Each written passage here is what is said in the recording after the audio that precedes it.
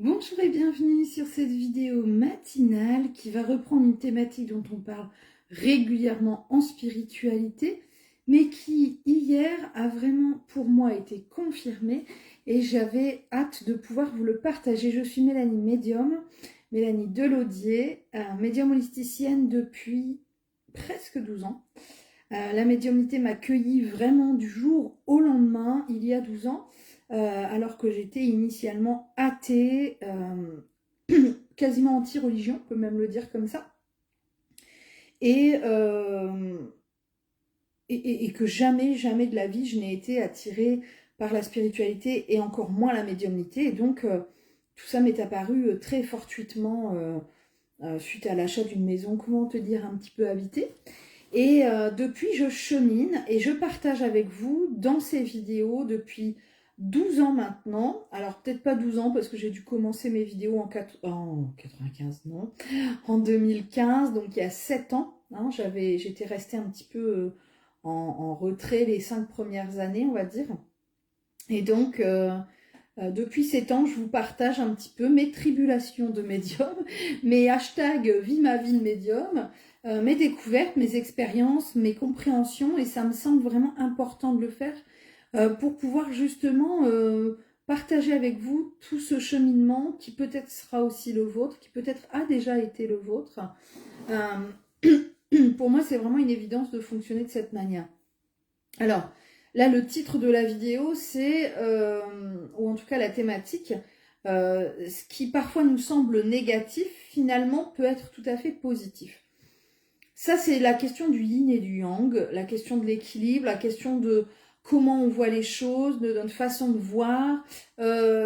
Et vraiment, c'est quelque chose que j'essaye, finalement, ce point de vue duel, cette dualité, que j'essaye d'abandonner le plus possible. Je dis bien le plus possible parce qu'effectivement, on est humain, donc on a une expérience terrienne, matérialiste et égotique. Et donc, c'est pas toujours simple, en fait, de dissocier tout ça et justement d'arrêter de dissocier le bien du mal, le faux du vrai, le bon du moins bon, et juste être OK avec ce qui se passe. Et c'est pas évident. C'est pas évident, mais je viens d'en faire l'expérience, et alors je pense que ça restera une expérience qui va me marquer pour toute ma vie. Et c'était vraiment une évidence que de la partager avec vous. Alors avant de vraiment vous expliquer cette expérience, vraiment je reviens sur ce concept qui est très humain, très terrestre, de vouloir catégoriser. Catégoriser les choses pour se dire, bah oui, ça c'est bien, bah non, bah ça c'est pas terrible. Ça c'est ok, ça c'est pas ok. Lui c'est quelqu'un de bien, oh, c'est vraiment pas quelqu'un de bien. On est tout le temps comme ça en train de vouloir jauger, juger et effectivement catégoriser, mettre dans des boîtes, dans des cases, tout ce que l'on vit, toutes les personnes que l'on rencontre, toutes les situations auxquelles on doit faire face.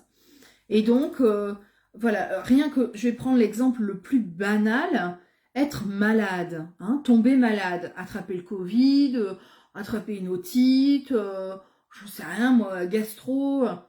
Et donc on va juger ça comme étant négatif la plupart du temps. Hein. J'ai très très peu de personnes qui me disent « Oh trop bien, écoute, je me suis tapé une petite grippe la semaine dernière. Oh, qu'est-ce que ça fait du bien !» J'ai pas encore entendu de personne me dire ça.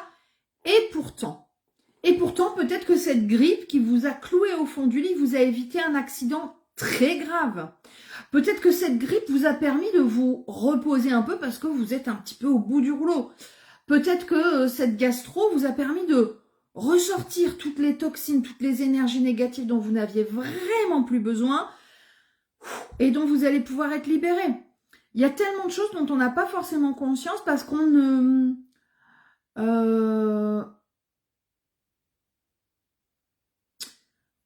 on n'a pas toujours... Alors, comment dire ? On a un point de vue qui reste souvent focalisé sur la norme, la moyenne, nos propres habitudes, notre zone de confort et ce qui peut être jugé comme bon ou comme moins bon. Et pourtant, quand on creuse un petit peu, parfois on se rend compte que ce qui nous semble ne pas être chouette sur l'instant, ou ne pas être juste, ou ne pas être cool pour nous, ne pas être bénéfique. Pourtant, parfois avec le temps, parfois des années après, parfois tout de suite, dans l'instant, on se rend compte que c'est peut-être pas si mal que ça. C'est peut-être pas ce qu'on aurait imaginé, mais c'est finalement peut-être ce qu'il y a de mieux pour nous. Vous comprenez? Je vais donner l'exemple d'une séparation. Sur le coup, vous vous dites, oh punaise, mon mari part avec quelqu'un d'autre, ou me quitte parce que ça va plus, enfin voilà. C'est vraiment pas ce que je voulais, c'est pas comme ça que j'avais imaginé ma vie, et donc je vais être très mal, je vais être très mal. Et puis, quelques mois, 1 an, 2 ans, 3 ans après, vous rencontrez quelqu'un avec qui vous allez finir votre vie, qui est formidable, avec qui vous vous entendez encore mieux qu'avec votre mari, alors que vous n'imaginiez même pas que c'était possible, où il va y avoir vraiment une reconnexion. Et là, certaines personnes, je sais, j'ai déjà eu des témoignages, hein, donc me disent, oh, vraiment, c'est vrai que je l'ai très mal vécu sur le coup, mais aujourd'hui, je le remercie d'être parti avec cette personne, je le remercie de m'avoir quitté, ou je la remercie, hein, dans l'autre sens, c'est parce que je donne un exemple comme ça, mais pas parce que c'était pas quelqu'un de bien, mais parce que après, la vie m'a apporté autre chose.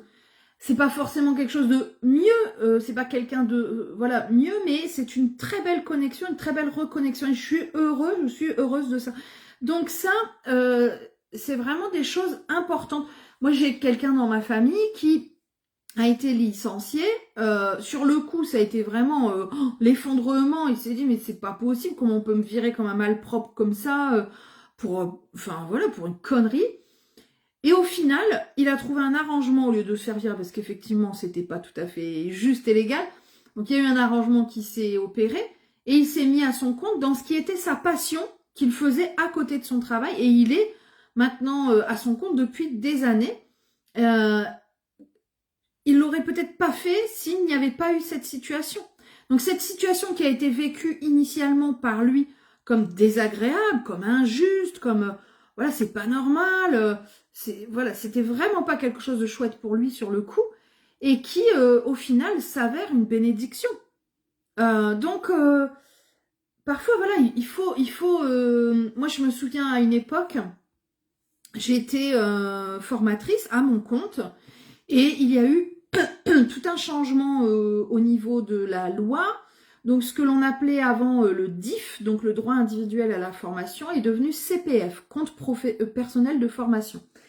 Et donc le temps que les changements s'opèrent et que la loi passe, que les heures soient créditées, etc., eh bien les comptes CPF, les DIF, ont été gelés. Et les budgets formation aussi. Et alors là, quand tu es toute seule à ton compte en tant que formatrice en libéral, tu te dis, je vais faire comment?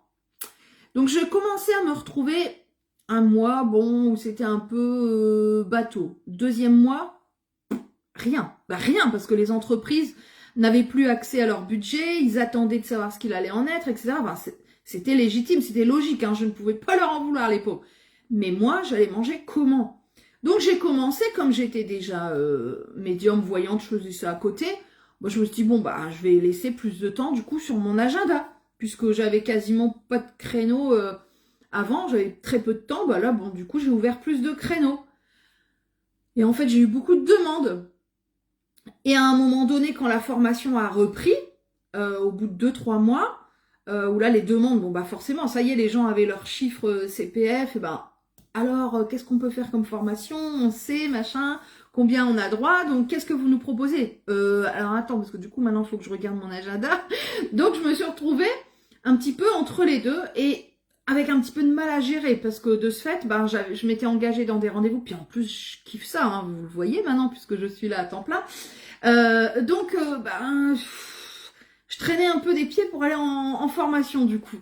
Bref, j'ai essayé de faire les deux du mieux possible, et à un moment donné, ben, je commençais à m'épuiser, et je me suis posé cette question, je me suis dit, bon, qu'est-ce que je fais? Il va falloir faire un choix, je vais pas trancher soit l'un, soit l'autre, je peux continuer à faire les deux, mais si je fais les deux, enfin, dans quel sens, dans quel, voilà, comment je vais gérer ça?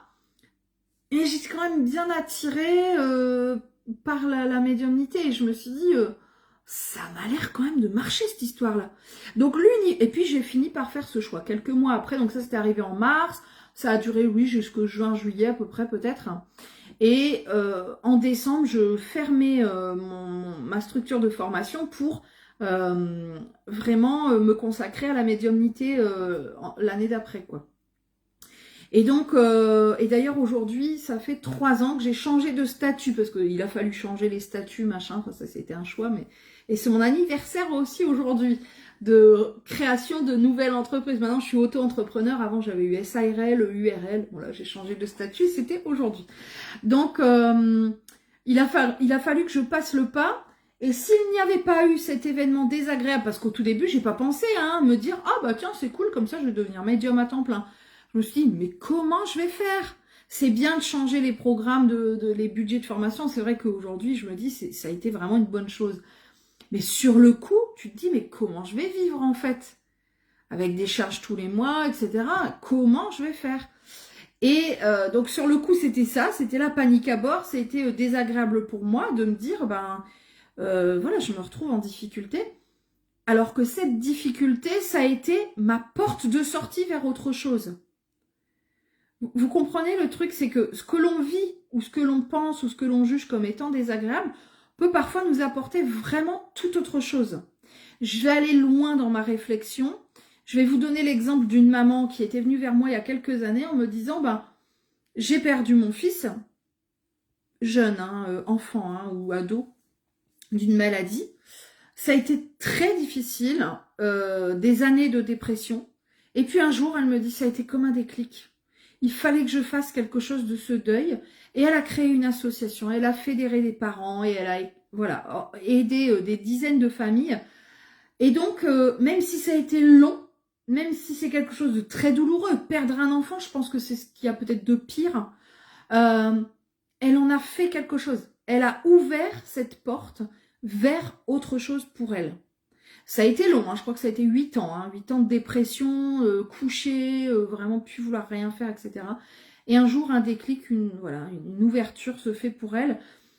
Et donc, tous ces exemples pour vous expliquer que parfois, effectivement, la vie nous met quelque chose entre les mains qui nous paraît désagréable, nous met une situation face à laquelle parfois on se sent perdu, face à laquelle on a l'impression de ne jamais pouvoir remonter.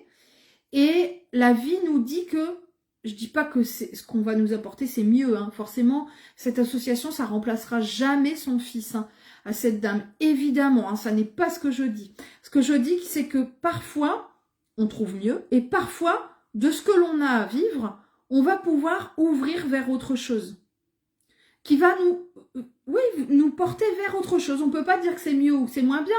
On va essayer de ne pas juger, justement. On va ouvrir vers autre chose. Donc, là, cette dame, en plus, elle s'épanouissait à pouvoir aider d'autres familles. Elle revivait finalement toute l'énergie qu'elle avait pu donner à son enfant les dernières années de sa vie. Elle les a retransmises, elle a conseillé, elle a guidé, elle a accompagné des familles qui, elles, étaient en plein dedans et qui étaient perdues. Et en fait, elle a fait quelque chose de tout ça. Et ça, c'était un beau cadeau pour elle. Et je la remercie de me l'avoir confié parce que je me sers de temps en temps de cet exemple-là, de son bel exemple, pour montrer que, voilà, parfois, on peut faire quelque chose, même des drames les plus horribles que l'on peut vivre dans notre vie. Alors Marianne qui témoigne en disant « Je vis actuellement une situation désagréable, cette vidéo tombe à pic, comme par hasard. » Bah oui, mais bon, voilà, il n'y a pas de hasard. Alors, bon, moi j'en suis bien loin de ces situations dramatiques et je remercie le ciel pour ça. Mais il m'est arrivé une anecdote dont j'avais envie de vous parler pour vous faire comprendre cette notion d'équilibre. Et vous faire comprendre aussi que tout est juste. C'est-à-dire que parfois on fait des choix où on se dit je choisis ça par dépit. Je vais penser à quelqu'un par exemple qui a le choix entre 2 boulots qui finalement lui plaisent pas vraiment ni l'un ni l'autre, mais bon, il faut y aller, quoi. Et puis cette personne fait ce choix par dépit, mais ça l'amène finalement à autre chose, qui là est vraiment quelque chose de génial. Ou quelqu'un qui va faire, qui va déménager parce que elle sent que financièrement elle n'a pas trop le choix, elle est obligée. Et puis finalement, ben, son voisin de palier, ben, ça va devenir son amoureux. Donc, vous voyez, des fois, on a des choses comme ça qui, où on y va, on sent qu'on n'a pas trop le choix, on n'a pas forcément envie à la base. On le fait parce qu'il faut le faire, voilà. Et puis, au final, on se retrouve avec quelque chose de mieux. Marianne qui dit « Mort de rire, je fais un choix par dépit, exactement le déménagement. » Bon, bah, peut-être que tu vas tomber sur un beau voisin sympathique, Marianne. Non, mais ce que je veux dire, c'est que, effectivement, alors, personnellement, moi aussi, j'ai fait un déménagement par dépit il y a 1 an et demi. Pas, j'en suis heureuse, je suis heureuse d'être dans cette maison. Je kiffe ma maison. Même si je suis devenue locataire, donc ça aussi c'est un dépit parce que j'étais propriétaire, j'aurais voulu y rester. Mais là voilà, je me projette bien soit pour l'acheter, soit pour acheter le terrain juste à côté parce qu'il a été mis en vente là il y a peu de temps et ça non plus c'est pas un hasard. Enfin, donc voilà, je sais que quand je suis arrivée ici, je me suis fait de nouveaux amis, une belle bande bien joyeuse. Donc il y a voilà rien, j'ai pas rencontré le voisin, voilà, mais j'ai des nouveaux amis super sympathiques, je me sens bien dans mon village, je me sens super bien dans ma maison. Et même si initialement c'était par dépit, bah, tu vois, mon choix a quand même apporté beaucoup de bonheur et de joie dans ma vie. Ça, c'est des exemples, d'accord? Mais on va vivre ça. Alors, ça serait sympa que, comme, je ne sais plus ton prénom, Marianne, comme Marianne, vous puissiez témoigner de ça. Est-ce que vous aussi, vous avez vécu un jour une situation où vous êtes dit, bon bah tant pis, je vais faire comme ça, et finalement, bah, il s'est passé quelque chose derrière qui vous a bien plu, qui était peut-être même mieux que ce que vous attendiez. Voilà. Alors Marianne qui dit « L'appartement où je vais ne me plaît absolument pas, mais avec mon mari, on n'a pas le choix. Donc on le fait. J'espère que le positif est pour bientôt. Je vous le souhaite de tout mon cœur. Pas le positif. Moi, je vous souhaite le meilleur. C'est pas pareil. Je vais y revenir. Alors Isabelle qui témoigne en disant « En ce moment, je suis dans une situation super inconfortable, perdue. Même si je sais que je suis sur le bon chemin, au moins ça bouge. Tant qu'on a la santé, on y croit. Ouais, aussi, ouais, c'est vrai. Alors, parfois ça peut paraître long, hein, ce chemin inconfortable, donc je compatis de tout cœur. J'allais dire quelque chose, et quoi? Oui, alors je disais, j'espère que le positif, tu disais ça, hein, j'espère que le positif est pour bientôt, et moi je disais non, je te souhaite pas le positif, je te souhaite le meilleur. Le meilleur n'est pas forcément ce que nous allons juger comme positif. Et merci pour cette transition, je vais vous l'expliciter avec mon exemple récent, pour lequel je vous tiens en haleine depuis tout à l'heure. Alors, je suis allée donc à la conférence de Nicole Dron et de Patricia Daré en mon jour d'anniversaire, c'est-à-dire en ce vendredi 29 avril 2022. Et c'était vraiment un très beau cadeau pour moi. Je rêve depuis des années de rencontrer Nicole Dron. C'était vraiment pour moi quelque chose de très très important. Je trouve que c'est une personne extraordinaire. J'ai eu beaucoup de plaisir à écouter Patricia Daré, mais voilà, Nicole Dron, c'était mon petit rêve, quoi. Et quand je suis arrivée, il y avait des centaines de personnes. Et là, ça a été un petit peu la douche froide parce que tu te dis, ah oui, quand même, c'est chouette, c'est un bel égrégore, c'est une belle énergie. Mais là, tu comprends vite que ça va être déjà bon compliqué de trouver une place. Donc, je n'ai pas eu de place assise. Donc, moi qui ai des problèmes de dos, c'était quand même compliqué de rester debout ou assis sur le plancher.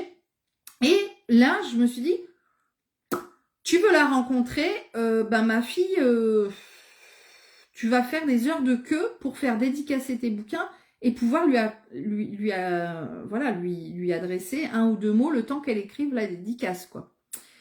Donc, mais bon, bah c'est tout, voilà. Et donc commence la conférence. Et là, comment te dire, quand c'est ta fin de journée déjà, rester debout, assis sur le plancher, bah c'était juste pas possible pour moi qui ai été bloquée du dos il y a très très peu de temps. Donc, j'ai fait le choix en conscience de partir avant la fin. Donc, au bout d'une heure et demie, une bonne heure et demie de conférence, où là, c'est tout. Je me suis dit, si je continue à rester assise comme ça ou debout, je vais me flinguer le dos, je vais me retrouver à nouveau couchée, etc. Donc, j'ai fait ce choix-là. Alors, ça a été un choix, on pourrait se dire, par dépit. De se dire... je voulais à tout prix la rencontrer. Bon, je l'ai vue, donc c'était un bonheur pour moi, hein, vraiment, rien que de la voir.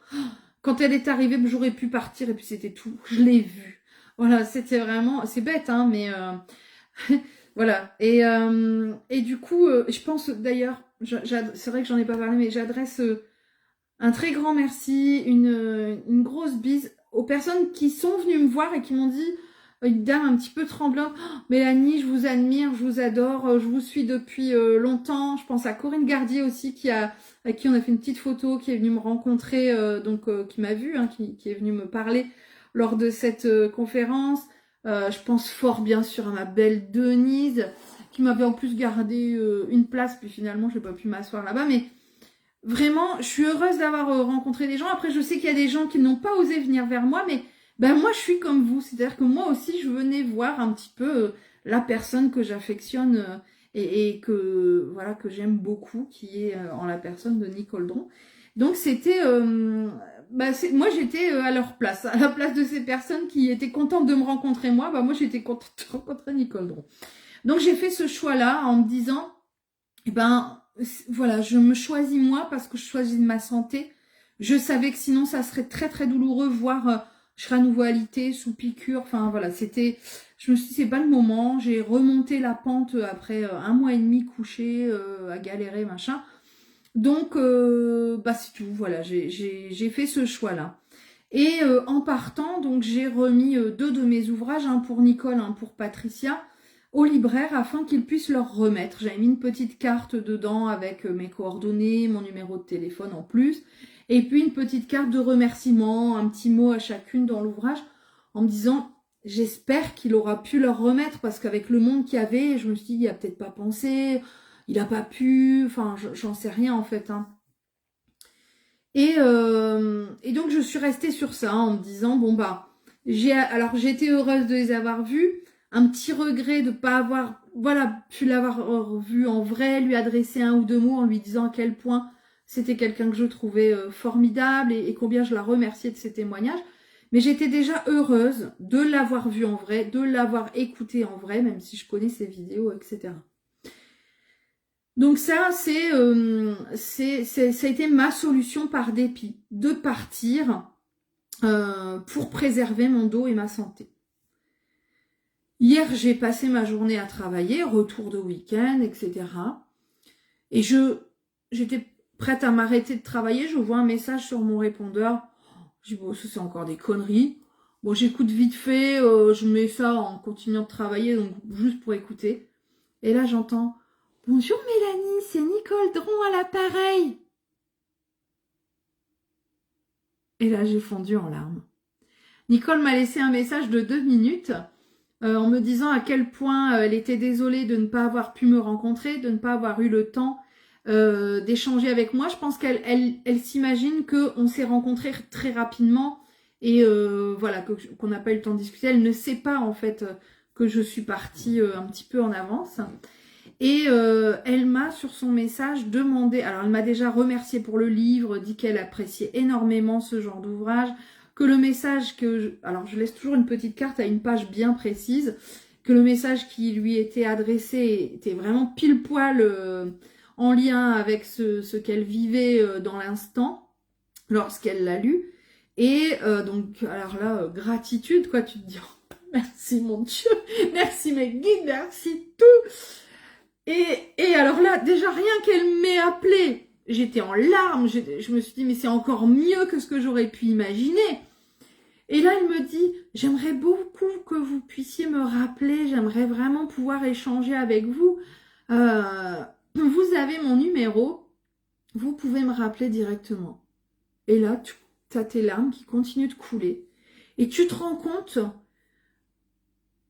Je prends conscience encore en vous le disant que de m'être choisi moi, d'avoir choisi ma santé, de m'être dit, Mel, c'est déjà un beau cadeau. Voilà, c'est déjà beaucoup ce que tu as vécu, cette belle rencontre avec 2 très grandes dames. C'est ok, voilà, rentre tranquillement, te détendre. Et ça m'a apporté 1000 fois plus que ce que j'aurais probablement eu en étant là-bas. C'est-à-dire que si j'étais restée jusqu'au bout, j'aurais souffert physiquement. Mais je serais restée. j'aurais fait la queue très longtemps, parce que des gens qui sont restés sur place m'ont expliqué que c'était très long. Et c'est normal, hein. Et du coup, j'aurais fait la queue parce que c'était impensable pour moi de repartir sans lui donner mon livre, sans faire dédicacer le sien, sans voilà que je puisse échanger un ou deux mots avec elle, la voir en vrai, avoir son sourire. Et du coup, euh, voilà, j'aurais attendu et j'aurais échangé un ou deux mots, je lui aurais offert mon livre, elle m'aurait remercié gentiment et je serais repartie. Point. Je pense que ça en serait resté là, très probablement, parce que l'échange se serait fait de cette manière et c'était tout. Et là, cette dame qui a été touchée par mon ouvrage avait envie de me remercier. Elle aurait pu le faire si je le lui avais donné en main propre. Là, n'ayant pas pu le faire, et comme c'est une très grande âme, elle a voulu le faire par téléphone et de vive voix. Et là, tu te dis, ben en fait, en me choisissant moi, j'ai créé derrière ça une suite d'événements, parce que je ne sais pas encore, je vais vous raconter la suite, mais une suite d'événements qui est encore bien au-delà de ce que j'avais imaginé, bien au-delà de ce que je souhaitais moi-même pour moi. C'est-à-dire que là, à un moment donné, mon âme a dû me parler, me dire « Mel, rentre pour ton dos », mais rentre pour ton dos parce que tu n'imagines même pas à quel point ça va avoir d'autres répercussions bien plus grandes que ce que toi tu souhaites. Parce que parfois, nos souhaits sont totalement limités. Je reprends l'exemple de mon oncle qui était dans cette société depuis des années, qui faisait son job très bien, qui était cadre, machin. C'était cool pour lui. Mais là, ça va au-delà de ses espérances en fait. J'avais 2 jobs, hein, formatrice et médium. C'était génial pour moi. Mais là, ce que je vis aujourd'hui, ça va bien au-delà de mes espérances. Jamais j'aurais imaginé faire des conférences pour moi-même, parce que je fais des conférences aussi. Jamais j'aurais imaginé créer des stages. Aujourd'hui, avoir une boutique en ligne. Mais jamais écrire des livres. Jamais. C'est-à-dire qu'à un moment donné, notre âme prend le dessus. Elle te dit, non, mais attends, tu vas pas te contenter de ça quand même. Tu peux avoir ça. Si, je t'assure. Mais pour avoir ça, il faut que tu lâches quelque chose. Ok, allez, viens, je t'emmène. Et donc voilà, j'ai lâché à tout prix cette envie de la rencontrer, de la voir en vrai, de lui parler un instant, pour accueillir bien plus grand. Et mon Dieu, mais j'ai envie de faire ça tous les jours, pour tout en fait maintenant. C'est une leçon que j'ai intégrée, je l'espère, en tout cas qui est en pleine intégration en moi, et qui va me rappeler toute ma vie, Mel, sache lâcher parfois des choses que tu penses être bonnes pour toi, pour accueillir bien plus encore. Alors oui, quel beau cadeau d'anniversaire, me dit Catherine, parce que alors là, hier j'en ai pleuré, je me suis dit, bon alors là c'est l'apothéose, c'est le plus beau cadeau d'anniversaire que j'ai pu avoir. Même si je remercie infiniment tous les cadeaux, toutes les personnes qui m'ont offert des cadeaux pour mes 40 ans plus 2, bien sûr, mais alors là c'est tellement... Ouais, j'ai presque envie de dire inespéré en fait, hein, inespéré. Et de ce fait, donc là, alors elle m'a appelé, il était 18h, presque 18h30. Comment te dire, avec les gosses, je suis heureuse qu'elle soit tombée sur mon répondeur. C'était beaucoup mieux parce que, alors là aussi, je n'ai pas compris. Son message, son appel est apparu comme bloqué. Donc, je n'ai pas reçu l'appel. Je sais que ça arrive de temps en temps, mais là, je captais bien et elle est tombée direct sur mon répondeur. Et elle m'a laissé ce message et je suis heureuse qu'elle l'ait fait parce que sinon, bah, c'est un numéro que j'aurais bloqué, j'aurais pas rappelé et puis basta. Et là, tu te dis, mais tout a été vraiment orchestré, organisé. Donc, je dois la rappeler. Je vais prendre le temps ce matin de le faire. Et je sais d'ores et déjà qu'on va échanger. Et même rien que ça, c'est un magnifique cadeau. Et après, alors là, dans mes rêves les plus fous, oh, mon Dieu, que je rêverais de la rencontrer. Si elle me disait, ah, bah, on pourrait boire un petit thé. Mon Dieu, je prends ma voiture, j'y vais direct. Et alors, dans mes rêves encore plus fous, je me dis, oh, si elle acceptait de faire une conférence avec moi, alors là, je baise les pieds de l'univers. Donc, je suis mais tellement chanceuse. Je me dis, même si jamais elle décrochait plus, c'est pas grave, j'ai un message de Nicole Dron sur mon répondeur. Et là, voilà, tu te dis, bah, tu as lâché quelque chose pour accueillir autre chose. Et ça, c'est la grande leçon que j'avais envie de vous partager aujourd'hui. Je ne suis pas toujours capable de le faire. Ça m'a coûté de le faire. J'y ai réfléchi pendant au moins une demi-heure. En disant j'y vais pas, je repars pas. Ah bon, je vais repartir. Non, mais je reste encore un peu. Ah, puis qu'est-ce que c'est intéressant ce qu'elles racontent toutes les deux. Donc voilà, j'étais passionnée par leur conférence et j'avais envie de rester et en même temps, voilà, j'avais ce tiraillement pendant un moment et j'ai fini par trancher. Et ça, je ne suis pas toujours capable de le faire. J'en ai conscience, hein. Je ne suis pas toujours capable de le faire. Je suis pas toujours capable de lâcher. Je suis quelqu'un qui aime beaucoup maîtriser. Et là, comment te dire? Je vais commencer un coaching. J'ai mis en place un coaching qui démarre jeudi, le jeudi 5, pour qu'on soit le 5-5. C'est un portail. Un coaching sur le lâcher prise. Ah bah écoute, moi j'ai commencé déjà, hein. Et je suis plutôt bonne élève. Voilà. Donc, ça a été vraiment... C'est un magnifique cadeau et qui était, pour moi, indispensable de partager avec vous parce que je lis vos commentaires et je vois vraiment à quel point ça résonne pour certains. À quel point, parfois, ça va pouvoir être un déclic peut-être. À quel point ça va pouvoir vous aider peut-être parfois à tenir parce que vous êtes peut-être vous aussi dans une situation difficile. Moi, j'ai été dans des situations difficiles, hein. J'ai fini à un moment donné par lâcher prise sur une situation pour me dire, bon, bah, c'est tout, voilà, je reprends, je déménage. Et mon Dieu que j'en suis heureuse. Donc, vous voyez, je sais le faire. Je dis pas que je ne sais jamais le faire, mais c'est parfois compliqué pour moi où ça va prendre du temps parce que je veux à tout prix, oui, mais on sait jamais, oui, mais on sait jamais. Et puis, alors, un des plus beaux exemples aussi de ma vie, c'est ma dernière grossesse, où j'ai essayé à tout prix de tomber enceinte après avoir perdu un bébé. Je ne voulais pas lâcher, c'était, voilà. Et puis, j'ai eu tellement de problèmes de santé que j'ai dit à ma gynéco des souffrances physiques vraiment horribles. J'ai dit, là, c'est tout, on arrête tout, j'en peux plus, j'en ai ras-le-bol, quoi. C'était juste pas possible. Et là, pouf, qui c'est qui est arrivé? Le petit dernier. Et là, à un moment donné où j'avais lâché prise. On s'était dit avec mon époux, bah, c'est tout, allez, on laisse tomber. Allez, on revient à notre vie avec nos 2 enfants parce qu'on était focus sur ça. Grossesse, essayer de tomber enceinte, parcours PMA, test de fertilité. Enfin, on n'était que sur ça. Et puis là, on s'est dit, allez, on a oublié tout le reste, on va se recentrer sur notre vie de famille, nos autres projets. Paf, je suis tombée enceinte. À partir du moment où on s'est engagé sur un tout autre projet immobilier, quelques jours après, je tombais enceinte. Et donc, ça a été vraiment, là aussi, un bel exemple de lâcher prise. C'est au moment où tu te dis, bon, allez, c'est tout, paf, là, c'est OK, quoi. Donc, Virginie qui dit, tes mots m'aident tellement à avancer, à travailler sur moi, merci. Bah, je suis heureuse parce que j'ai conscience que les expériences des uns et des autres peuvent enrichir la vie des uns et des autres. Et donc, mes expériences à moi peuvent vous aider à grandir, à avancer, à prendre des décisions, à prendre conscience de certaines choses. Et je pense que c'est ça mon rôle ici.